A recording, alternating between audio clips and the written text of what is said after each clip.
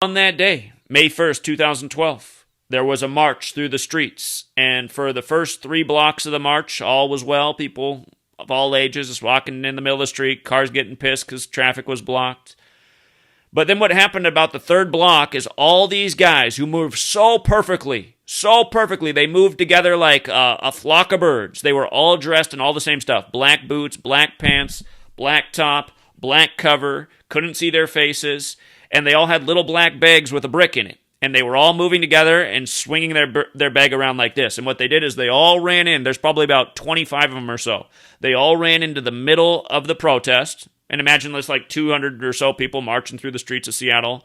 And then here comes these 25 guys.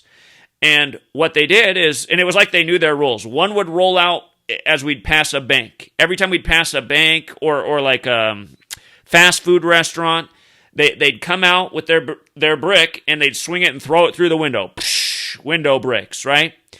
And then we'd march along. And keep in mind, while this is going on, you have all these police following. Police on bicycles, police on horse. They're just following the march.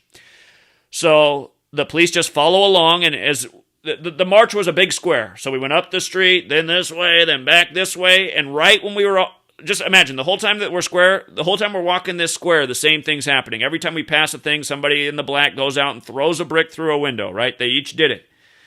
And near the very end of the march, as we were getting to the very end, and the police let this go on the whole way, at the very end of the march was a Nike town. And remember, Nike is a Jesuit institution.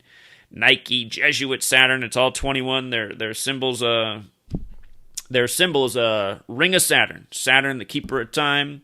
All these rituals and time. But anyway, at the end, what happened is, at the very end, all these guys in black, when we got to the Nike town, they all ran out, and they all had like police batons.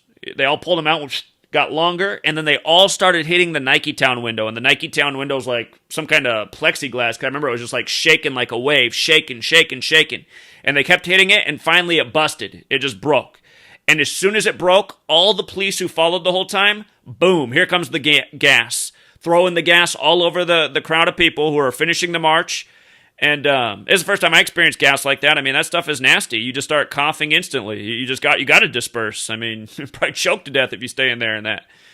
But as soon as it was over, we ran over to Pioneer Place, you know, the fish market that Seattle's known for, and they got TVs in there. And sure enough, CNN's going on, and what's on the news? All the tear gas all over Seattle, violent protests ending chaos. And I just said, this whole thing was staged. I mean, that's why they let us know that this protest was going on.